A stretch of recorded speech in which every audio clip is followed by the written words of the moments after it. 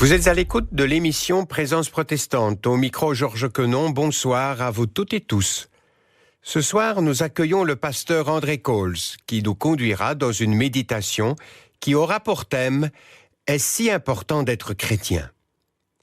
Nous toucherons au mystère de la foi, aux sources secrètes qui nous traversent au plus profond de l'être et qui nous donnent d'aspirer après ce Dieu d'amour. Pour nous faire entrer dans la profondeur de ces mystères, je vous invite à écouter le psaume 42, comme une biche soupire après les courants d'eau, ainsi je soupire après toi, ô Dieu, chant interprété par l'école métricienne de Nîmes.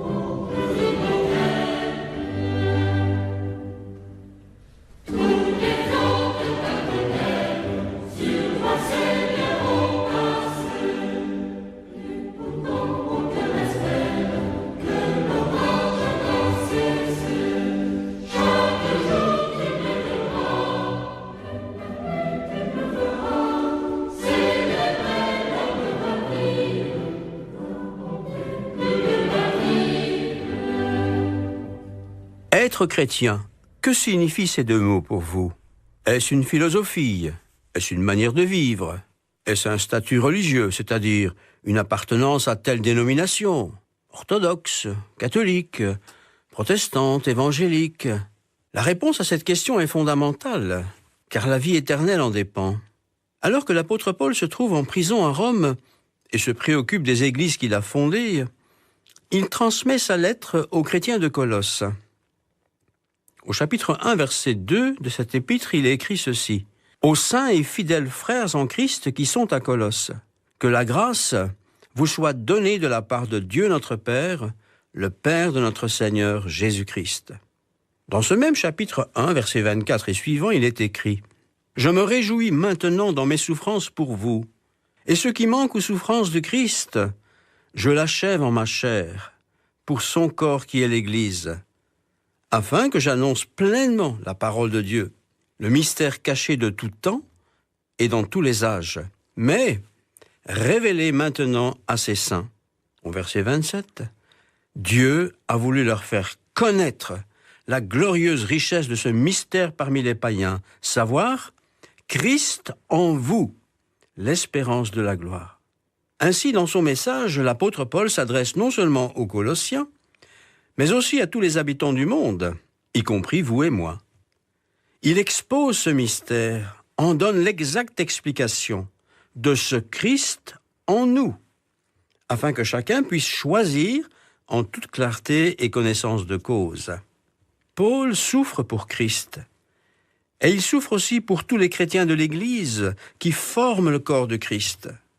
Cette lettre est donc écrite pour nous aussi, nous qui nous disons chrétiens. Chrétien. Un mot trop souvent utilisé comme épithète pour désigner une appartenance à un groupe donné.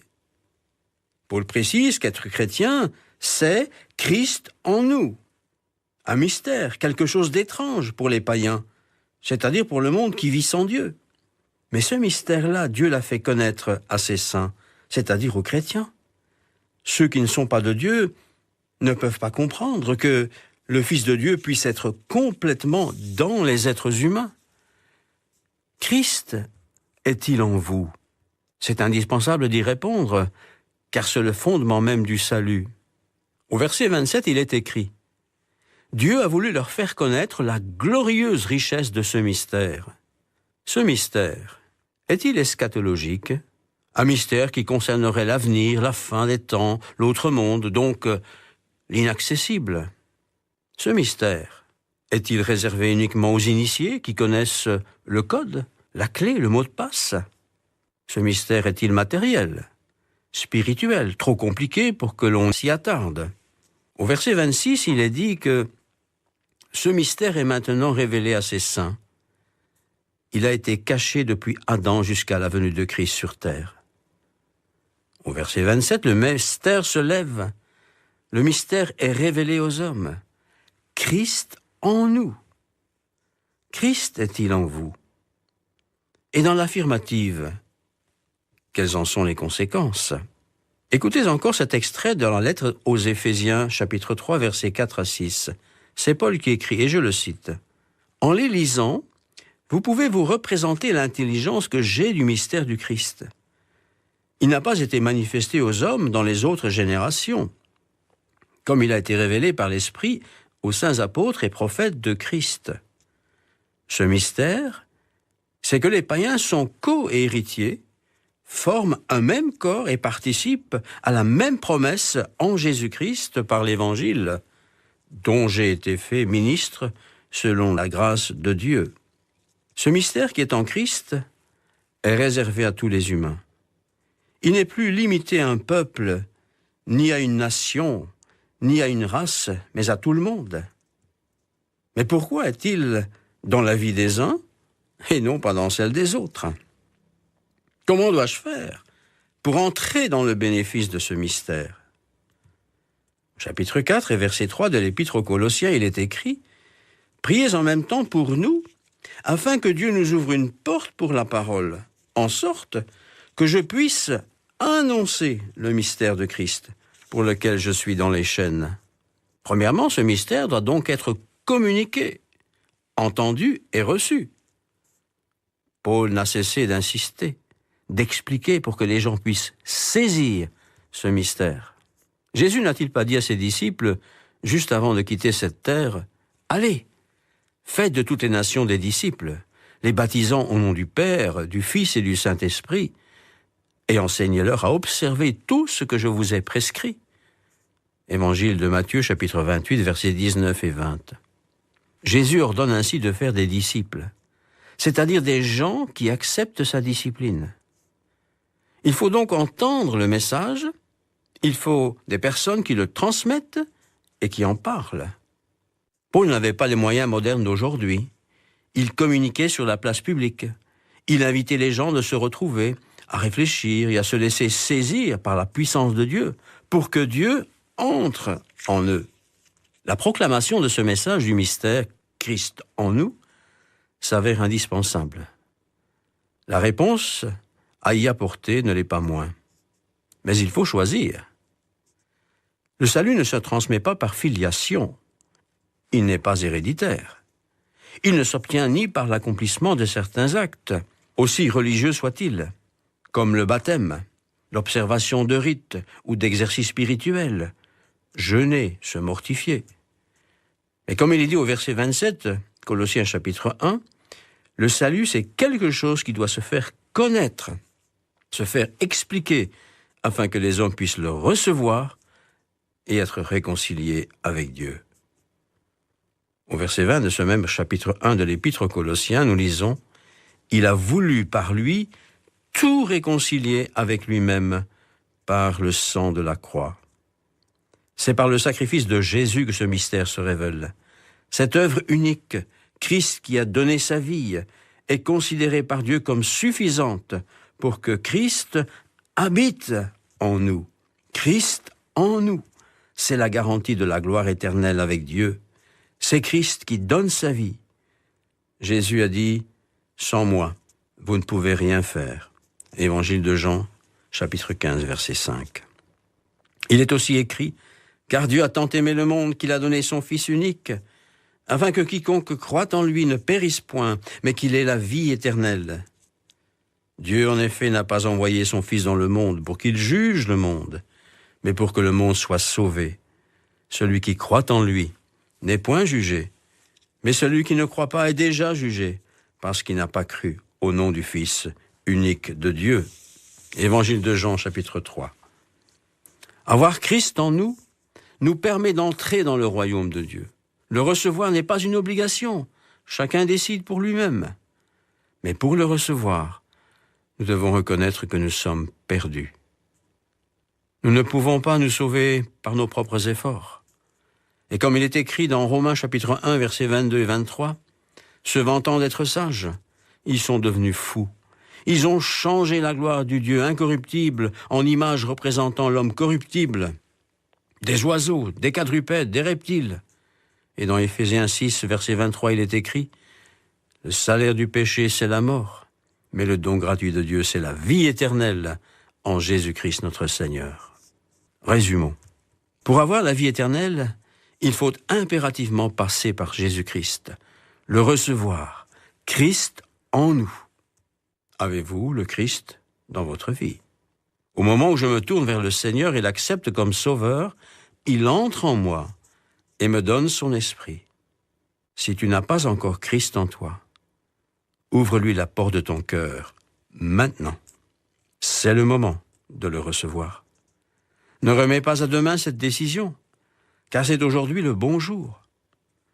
Pour cela, il faut que tu reconnaisses que tu ne peux pas t'en sortir tout seul et que tu as besoin de Jésus. Jésus n'a-t-il pas dit « Venez à moi, vous tous, qui êtes fatigués et chargés, et je vous donnerai du repos. Prenez mon joug sur vous et recevez mes instructions, car je suis doux et humble de cœur, et vous trouverez du repos pour vos âmes. » Jésus est doux et humble de cœur. Il n'est pas un dictateur. Jésus a donné son sang sur la croix. Il est mort pour toi. Il t'aime. Il désire habiter en toi. Dis-lui avec foi et avec tes mots, « Seigneur, viens dans ma vie. J'ouvre la porte de mon cœur. Entre chez moi. » Et sois sûr que Dieu le fait, Christ en toi. Il est important de pouvoir déclarer « Je suis chrétien, car Christ est en moi. » Que Dieu vous bénisse. Vous pouvez réentendre cette émission avec le pasteur André Coles sur Ovio et aussi sur notre site www.aprt.be. Vous pouvez également recevoir le texte de la méditation de ce soir sur simple demande à Présence protestante, 44 rue Brognier, 1070 Bruxelles. C'était La Voix protestante. Je vous souhaite une très belle soirée sur la première et à samedi prochain.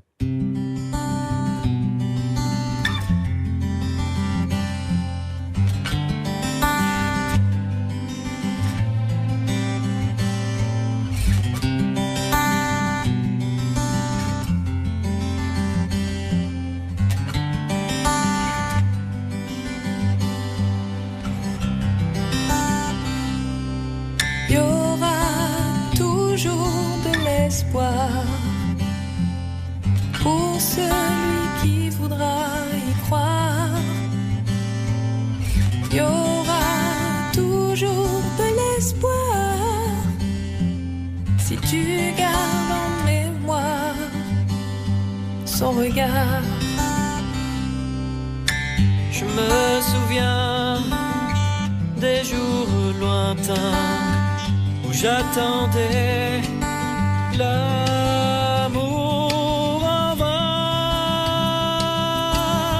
Je me souviens du père distant qui a tué son enfant.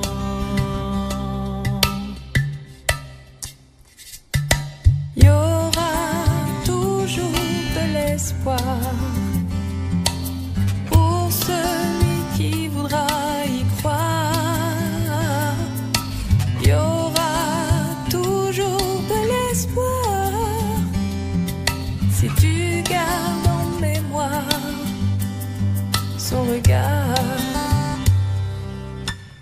Je me souviens des rires moqueurs, de leurs échos, de tant de douleurs.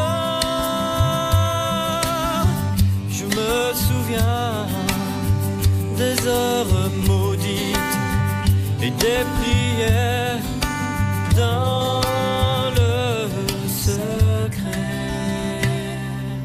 Il y aura toujours de l'espoir pour celui qui voudra y croire. Il y aura toujours de l'espoir si tu gardes en mémoire son regard. Toi qu'il disait mort, toi qu'il disait loin, toi seul, tu entendais mon chagrin. Ton regard s'émeut, ta main se tend, tes bras me serrent, tu